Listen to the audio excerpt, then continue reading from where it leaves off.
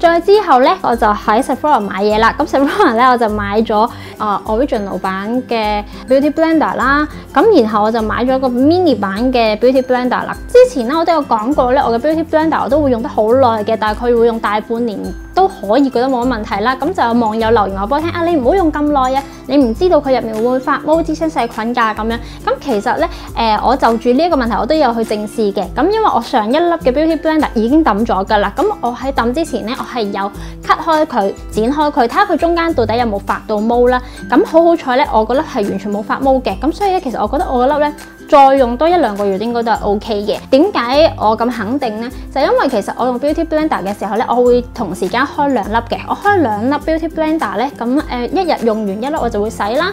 洗咗我就會等佢擎乾水，等佢自然風乾啦。第2日我就會開新1粒嚟用，咁2粒輪流用，因為咁樣可以確保到咧，我每1粒咧有足夠時間俾佢係風乾啦，入面唔會有水分。第2次用嘅時候咧，佢一定係已經完全乾晒、縮翻水，變翻正常 size， 我先會用。咁佢就唔會話持續今日用完，聽日未乾晒喎，然之後我又濕水，咁佢長期濕嘅狀態就好容易會滋生細菌啦。同埋如果你哋係即係屋企都通風啦，或者係咧有太陽曬到嘅話咧，不妨俾佢曬太陽。其實咁樣係幫佢殺菌一個好方法嚟嘅。買多粒係士啤啦，咁另外買咗粒 mini 嘅，因為我成日都覺得咧大粒嘅 Beauty Blender 咧呢一個尖角位咧，雖然係做呢個眼係幾好，但係都係肥咗少少嘅，咁所以我就買咗個 mini 版啦。咁 mini 版咧，佢 for 我哋嘅眼底啦，同埋鼻翼呢啲位去做遮瑕咧，其實個 size 係非常之好，但係咧佢我唔知點解，我覺得佢好似係冇大嗰粒咁實淨，即係我覺得佢好似少嘢啲嘅嗰粒嘢係揸落去，你會覺得腍啲嘅，冇咁實淨嘅，好似個成分少咗啲嘢咁樣。咁佢唔夠實淨咧 ，blend 開嘅時候咧就冇咁好 blend 啦。但係佢個 size 係好嘅，咁所以即係有好有唔好啦。咁我都冇後悔過買呢一個嘅，我覺得都 OK 嘅。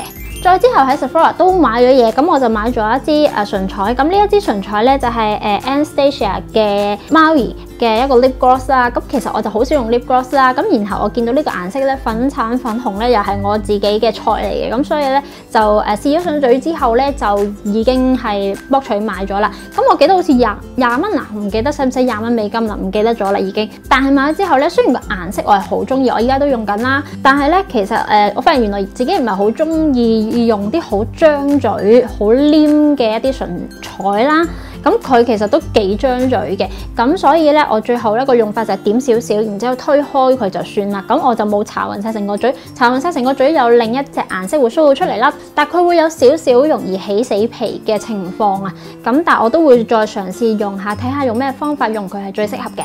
再之後咧，我就買咗呢個嘢啦。哎呀，個盒爛晒，翻到嚟唔知點解咧，喺運送途中咧，佢就已經壓到個盒爆晒，兩個盒都係爛爛地嘅。咁呢一個咧就係咖啡奶嚟嘅。咁我自己有飲開咖啡啦。咁喺美國咧，我都成日飲到一啲，即係喺酒店房咧，佢會擺一啲咖啡奶、咖啡粉咁樣喺度俾你自己整啦。咁佢就有好多類似呢一類型嘅咖啡奶啦，係一啲有味道嘅奶嚟嘅。喺嗰邊我飲過有 hazelnut 啦，有 caramel 啦。咁我覺得，咦，點解喺香港揾唔到呢啲味嘅奶咧？而且落咗呢啲味嘅奶，好開心啊！因為咧飲到嗰一陣榛子味咁樣，我覺得好正啦。咁所以我就喺嗰度嘅超級市場買咗，其實真係好鬼大盒咯，我唔記得幾錢咧，好似幾蚊美金咁樣啦。咁佢就一盒咧係有好多嘅咖啡奶，香港我唔知邊度有得買啦，應該會有嘅。咁如果有，你哋話俾我知啊。咁我飲完應該都會再補給。但係咧呢啲奶咧對我嚟講其實有些少甜嘅，落完佢哋之後其實我唔使落糖嘅，已經覺得好甜。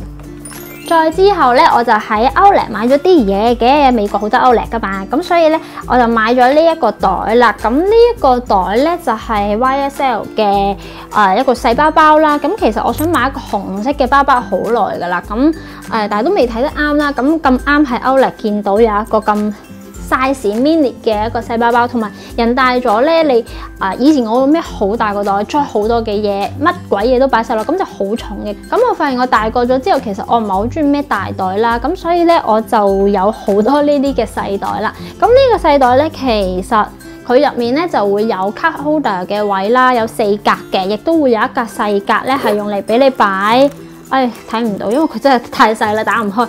咁亦都有個位咧可以暗格俾你擺嘢啦。咁所以你就唔需要再帶 card holder 放喺呢個包包入面啦。佢入面可以攝到4張咁，即係信用卡啦、提款卡啦、身份證啦、八達通都可以擺得到落去嘅。咁但係咧，我個電話咧佢就唔係好放到啦，即係勉強可以放到落去咯。放多包紙巾啊、唇彩同埋粉餅咧，其實佢就可能已經敷咗噶啦。咁但係紅色咧，其實襯衫就好好睇嘅。咁我都幾中意紅撞金嘅顏色，咁所以呢一個都係我買到嘅一個戰利品之一啦。再另一個買到嘅嘢咧，就係呢個袋啦。咁呢一個咧就係 Coach 嘅，咁亦都係喺 Outlet 度買到啦。咁最近唔知做乜鬼有條癮咧，就係買背囊。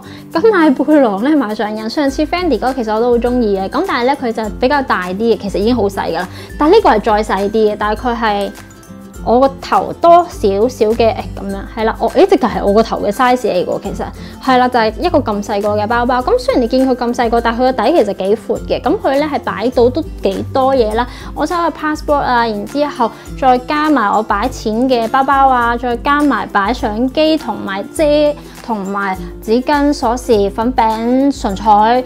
咩放晒落去咧？去旅行都好夠使呢一個袋，咁所以咧我都頗中意，同埋我都想買一個係黑色嘅細背包咧，係可以俾我用嚟襯衫用啦。咁所以呢一個袋咧都係我今次嘅戰利品之一。咁今次美國咧真係買咗好少嘢啫。咁咧呢一個已經係最後一個啦，就係呢個啦，一本 Harry Potter 嘅類似你可以當佢 making of 嘅一本書啦。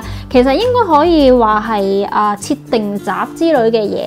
咁佢咧好傷心啊！我翻嚟嘅時候咧，唔知點樣運送途中又出咗啲意外，咁佢有一個位爛咗少少咯，係咪見到啊？